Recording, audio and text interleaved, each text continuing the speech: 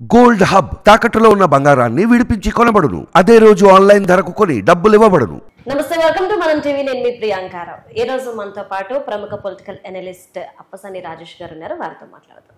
నమస్కారం సార్. నమస్తే అమ్మా. సార్, ఏదైతే మాచర్ల నియోజకవర్గంలో సంఘటన చోటు చేసుకుందో అది ఇప్పుడు ప్రతి ఒక్కరిలో కూడా ప్రశ్నార్థకంగా మిగిలింది. ఎందుకు అంటే ఒక ఎమ్మెల్యే క్యాండిడేట్ వెళ్ళి ఆ ఈవీఎం మిషన్ ని పగలగొట్టడం, అది కూడా వైఎస్ఆర్సీపీకి చెందిన ఎమ్మెల్యే కావడం, అసలు ఏంటి, ఏ విధంగా చూడాలి? ఈ ధోరణి దేనికి అర్థం పడుతుంది? ఎమ్మెల్యే క్యాండిడేట్ సిట్టింగ్ ఎమ్మెల్యే 4 సార్లుగా అతనే మాచర్ల నుంచి నెగ్గుతా ఉన్నాడు. ఇప్పుడు 5వ సారి పోటీలో ఉన్నాడు. పైగా రాష్ట్రంలో అధికారంలో ఉన్న అధికార పార్టీకి సంబంధించిన శాసనసభ్యుడు. వాళ్ళ నాయకుడు ఏం చెప్తున్నాడు? Why not 175? రాష్ట్రంలో ఉన్న 175 నియోజకవర్గాలు మనమే గెలవబోతున్నాము అని చెప్పని అతను బాహాటంగా ప్రకటిస్తూ ఉన్నారు. ఆ పార్టీ శాసనసభ్యుడు అతను 4 సార్లుగా నెగ్గున్న, సుదీర్ఘకాలం రాజకీయాలు ఉన్న, చట్టసభకు ఎంపికవుతూ వస్తున్న బాధ్యత కలిగిన శాసనసభ్యుడు అయి ఉండి, మరొకసారి పోటీలో ఉన్న అభ్యర్థి అయి ఉండి, అతనే స్వయంగా మాచర్ల నియోజకవర్గంలో పాల్వాగేటు పోలింగ్ బూత్లోకి వెళ్ళి ఆ పోలింగ్ బూత్లో ఈవీఎం మెషిన్ని, వీవీప్యాట్ని ఎత్తి నేలకేసి కొట్టాడు. అంటే అతనికి మొత్తం మాచర్ల నియోజకవర్గంలో ఉన్న అన్ని పోలింగ్ బూతులు ఎలక్షన్ కమిషన్ ద్వారా వెబ్కాస్టింగ్ జరుగుతున్నాయి అని చెప్పని తెలుసు. అంటే తన ప్రతి కదలిక, తను చేసే ప్రతి చర్య ఎలక్షన్ కమిషన్ దృష్టిలో పడుతున్నాయి అని చెప్పని తెలుసు.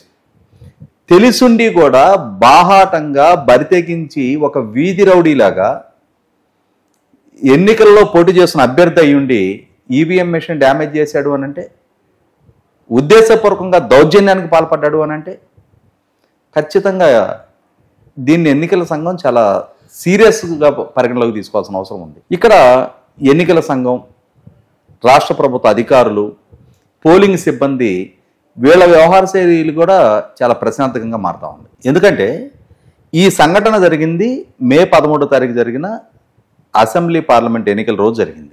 ఆ ఎన్నికల రోజు వెబ్కాస్టింగ్ ద్వారా ఆ సంఘటనకు పాల్పడ్డ వ్యక్తులు ఎవరు అనేది ఎన్నికల సంఘానికి ఒక నిర్ధారణకు వచ్చేస్తున్నారు వాళ్ళు. అంటే ఆ వెబ్కాస్టింగ్ అనేది ఆ ప్రొవిజన్ ఏర్పాటు చేసిందే సమస్యాత్మక గ్రామాల్లో పోలింగ్ తీరు ఎట్లా జరుగుతుంది అనేది పరిశీలించడం కోసమే. ఇటువంటి పరిస్థితుల్లో పిన్నెల్లి రామకృష్ణారెడ్డి అక్కడ స్థానిక శాసనసభ్యుడిగా అతను పోలింగ్ బూత్లోకి అడుగుపెట్టిన తర్వాత అతన్ని గుర్తించిన అక్కడ పోలింగ్ సిబ్బంది స్థానిక శాసనసభ్యుడు కాబట్టి మర్యాదపూర్వకంగా వాళ్ళు కూడా లేచి నిలబడి అతనికి మర్యాదపూర్వకంగా అభివాదం చేశారు. అంటే సిబ్బంది ఇతను గుర్తించారనే కదా అర్థం. ఇతను చూసి లేచి నిలబడి మర్యాదపూర్వకంగా నమస్కారం చేశారు అని అంటే, కానీ ఇతను ఆ మర్యాద నిలుపుకోకుండా అదే పోలింగ్ బూత్ లోపలికి వెళ్ళిపోయి ఆ ఈవీఎం మెషిన్ని ఇట్లా ఎత్తి నేలకేసి కొట్టడం జరిగింది. ఆ కొడుతున్న సందర్భంగా అక్కడ అదే బూత్లో ఉన్న తెలుగుదేశం పార్టీ ఏజెంట్ నంబూరు శేషగిరిరావు గారు ఆయన దాన్ని అడ్డుకునే ప్రయత్నం చేయడం జరిగింది.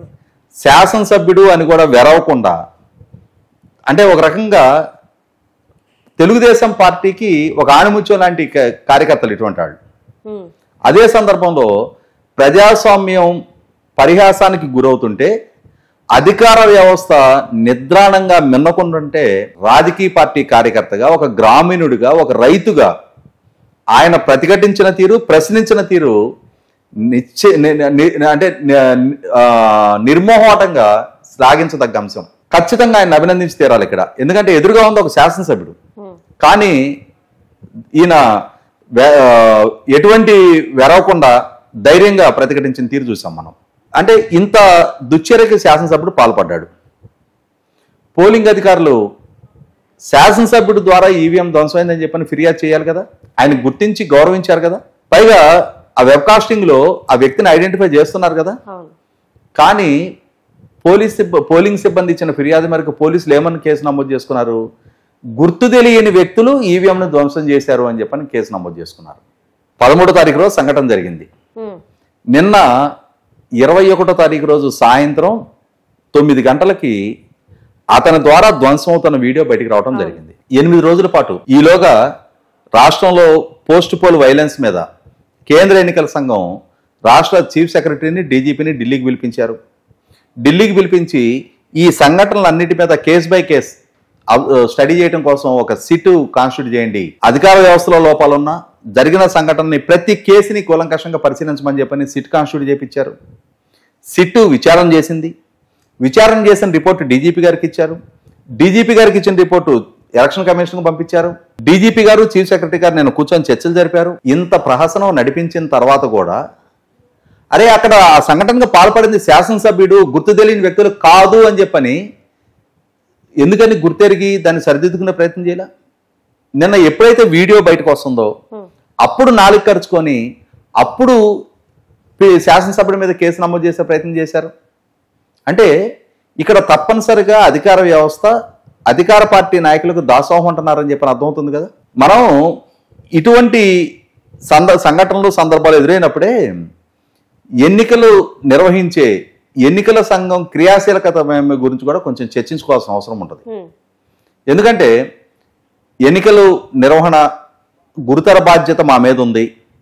ఆ ఎన్నికల నిర్వహణ కోసం మేము కోడ్ ఆఫ్ కాండక్ట్ అమల్లోకి తీసుకొస్తున్నాం. కోడ్ ఆఫ్ కాండక్ట్ అమల్లోకి తీసుకొచ్చిన సందర్భంగా ఈ కోడ్ ఆఫ్ కాండక్ట్ అమల్లో ఉన్న వరకే మాకు బాధ్యత అన్నట్టుగా ఎలక్షన్ కమిషన్ వ్యవహరిస్తుంది. అంటే ఎన్నికలకు ముందు ఎన్నికల ఫలితాలు విడుదలయ్యి కోడ్ ఆఫ్ కాండక్ట్ లిఫ్ట్ చేసే వరకు మాత్రమే మాకు బాధ్యత అన్నట్టుగా ఉంటున్నారు తప్ప ఈ కోడ్ ఆఫ్ కాండక్ట్ అమల్లోకి వచ్చిన తర్వాత జరిగిన వైలేషన్స్ మీద ఎన్నికల కోడ్ లిఫ్ట్ చేసిన తర్వాత కూడా దాన్ని ప్రాపర్గా పర్సూ చేయగలిగే ఒక మెకానిజం సెటప్ చేయాలి. ఎందుకంటే ఇక్కడ కొన్ని కేసు రెఫరెన్సెస్ చెప్తాను నేను. తిరుపతి పార్లమెంట్ ఉప ఎన్నిక జరిగింది. ఆ తిరుపతి పార్లమెంట్ ఉప ఎన్నిక జరిగిన సందర్భంగా అక్కడ పోటీలో ఉన్న అభ్యర్థి డాక్టర్ గురుమూర్తి వైసీపీ అభ్యర్థి, ఆయనకి మద్దతుగా అదే అధికార పార్టీకి సంబంధించిన ఇంకొందరు నాయకులు వాళ్ళ అధికారులతో కుమ్ముక్కయి అధికారుల చేత ఎలక్షన్ కమిషన్కి సంబంధించిన లాగిన్ ఐడిని వాళ్ళు షేర్ చేయించుకొని దాని ద్వారా 35,000 ఓటర్ ఐడీలు డౌన్లోడ్ చేసుకొని ఆ డౌన్లోడ్ చేసుకున్న ఓటర్ ఐడీలు స్థానంలో నకిలీ ఓటర్ ఐడీలు ముద్రించి ఆ నకిలీ ఓటర్ ఐడీల అవకాశంతో నకిలీ ఓటర్లను రప్పించి వందలాది బస్సుల్లో వాళ్ళని యాత్రికుల ద్వారా రూపంలో ఇక్కడికి రప్పించి వాళ్ళ ద్వారా దొంగోట్లు నమోదు చేయించారు. అంటే ఇక్కడ ఎలక్షన్ కమిషన్ ఈ అంశం పట్ల విచారణ జరిపింది. నిజమే ఇక్కడ తప్పు జరిగింది అని చెప్పి నిర్ధారణ చేసుకొని అక్కడ ఈఆర్ఓగా ఉన్న ఐఏఎస్ అధికారి గిరీష్ షాతో మొదలుపెట్టి హెడ్ కానిస్టేబుల్ స్థాయి వరకు చాలా మంది ఉద్యోగులను సస్పెండ్ చేశారు. తిరుపతి మున్సిపల్ కార్పొరేషన్ డిప్యూటీ కమిషనర్గా ఉన్న చంద్రమోహన్ రెడ్డిని, సిఐల్ని, తహసీల్దార్ని, సబ్ ఇన్స్పెక్టర్ని ఇట్లా ఇంతమందిని సస్పెండ్ చేశారు. మరి ఇంతమందిని సస్పెండ్ చేశారు కానీ ఈ విధమైన ఎన్నిక ద్వారా లబ్ధి పొందిన పోటీలో ఉన్న అభ్యర్థి డాక్టర్ గురుమూర్తి ఆయన కదా ఎంపీగా ఎన్నికైంది, ఆయన మీద కేసు ఎందుకు నమోదు చేయాల? ఇటువంటి ప్రహసనం ద్వారా ఎన్నికైనా ఆ ఎన్నికను ఎందుకు రద్దు చేయాల? అధికారులు బాధ్యులు అయ్యారు కరెక్టే, అంతిమ లబ్ధిదారులు రాజకీయ నాయకులు కదా. లాగిన్ ఐడి ఈ గిరీష్ అని ఆయన ఎవరికి షేర్ చేశాడు? ఇప్పుడు తిరుపతి అసెంబ్లీకి పోటీ చేసిన బోమన అభినయ్ రెడ్డికి డౌన్లోడ్ చేసుకున్నది అతను. దొంగ ఓటర్ రెడ్డిలు ప్రింట్ చేయించింది ఎవరు?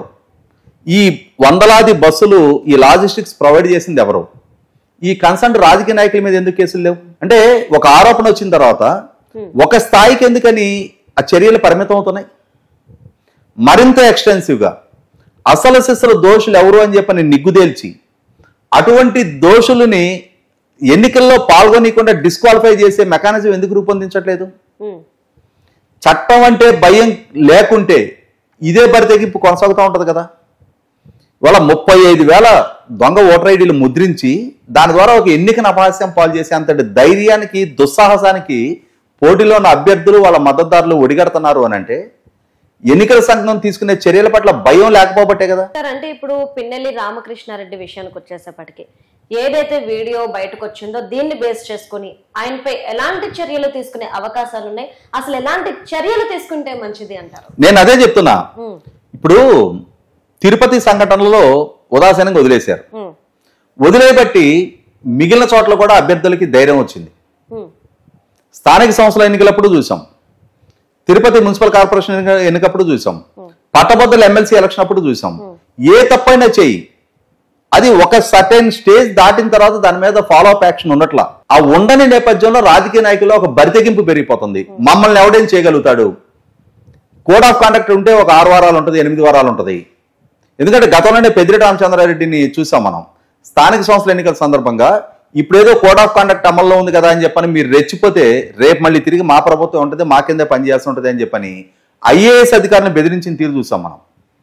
ఇవాళ పిన్నెల్లి రామకృష్ణారెడ్డి అయినా, ఇవాళ రాష్ట్ర వ్యాప్తంగా ఎన్నిక రోజు ఎన్నిక తర్వాత వైలెన్స్ కి బాధ్యులైన గురజాల శాసనసభ్యుడు కాసు మహేష్ రెడ్డి అయినా, నరసరావుపేట శాసనసభ్యుడు డాక్టర్ గోపిరెడ్డి శ్రీనివాసరెడ్డి అయినా, తెనాలి శాసనసభ్యుడు అన్నాపత్తుని శివకుమార్ అయినా, పొంగునూరు శాసనసభ్యుడు పెద్దిరెడ్డి రామచంద్రారెడ్డి అయినా, లేదు అనంతపూర్ జిల్లా తాడిపత్రి శాసనసభ్యుడు కేతిరెడ్డి పెద్దారెడ్డి అయినా, ఇటువంటి వాళ్ళ నియోజకవర్గాల్లో సత్తెనపల్లి నియోజకవర్గంలో అమ్మటి రాంబాబు అయినా, ఇటువంటి వాళ్ళ నియోజకవర్గాల్లో ఈ ఘర్షణపూరిత వాతావరణాలు వాళ్ళ శ్రేణుల ద్వారా సృష్టింపబడుతున్నాయి అనంటే, వాళ్లే అధికార వ్యవస్థని ధిక్కరిస్తున్నారు అనంటే, ఎన్నికల బూతుల్లో చొరబడి ఈవీఎంలు ధ్వంసం చేస్తున్నారు అనంటే, ప్రత్యర్థి రాజకీయ పక్షాలకు సంబంధించిన బూత్ ఏజెంట్లని బలవంతాన బూత్ నుంచి బయటికి లాక్కెళ్తున్నారు అనంటే, దౌర్జన్యాలు చేసి గాయపరుస్తున్నారు అనంటే, చట్టపరమైన చర్యలకి వాళ్ళని బాధ్యుల్ని చేయకపోతే, ఇవాళ పిన్నెల్లి రామకృష్ణారెడ్డి లాంటి ఒక పోటీలో ఉన్న అభ్యర్థి బాహాటంగా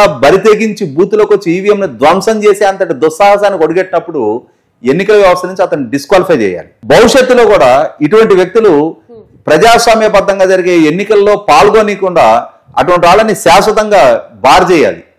అప్పుడు మిగిలిన నాయకులకు కూడా బుద్ధి జ్ఞానం వస్తుంది. ఎన్నికలని పారదర్శకంగా శాంతియుతంగా అన్ని రాజకీయ పక్షాలకి ఈక్వల్ లెవెల్ ప్లేయింగ్ ఫీల్డ్ ఉండే విధంగా నిర్వహణకు తోడ్పడతారు తప్ప, లేదు అన్నప్పుడు అధికారం చేతిలో ఉంది, వ్యవస్థల చేతిలో ఉన్నాయి, పోలీసుల చేతిలో ఉన్నారు, వనరుల చేతిలో ఉన్నాయి అని చెప్పని ఇదే బరితెగింపుకు పాల్పడుతున్నప్పుడు ఖచ్చితంగా ప్రజాస్వామ్యం అనేది ఒక మేడిపండు చందంగా తయారవుద్ది. అట్లా జరగకుండా ఉండాలి అని అంటే ఎన్నికల సంఘం కోడ్ ఆఫ్ కాండక్ట్ అమల్లో ఉన్నప్పుడు మాత్రమే కాకుండా, కోడ్ ఆఫ్ కాండక్ట్ అమల్లో ఉన్న సందర్భంగా చెలరేగిన నేరాల గురించి తర్వాత కూడా ఫర్దర్ గా కూడా ఫాలో అప్ యాక్షన్ ఉండే విధంగా ఆ పర్సూ చేసే విధంగా ఎన్నికల సంస్కరణలో మార్పు రావాలి. అదే సందర్భంలో ఇటువంటి చర్యలకు పాల్పడే వాళ్ళని ఆటోమేటిక్ డిస్క్వాలిఫికేషన్ క్లాజెస్ తీసుకొచ్చి అమలుపరచాలి. Okay, right. Thank you so much sir.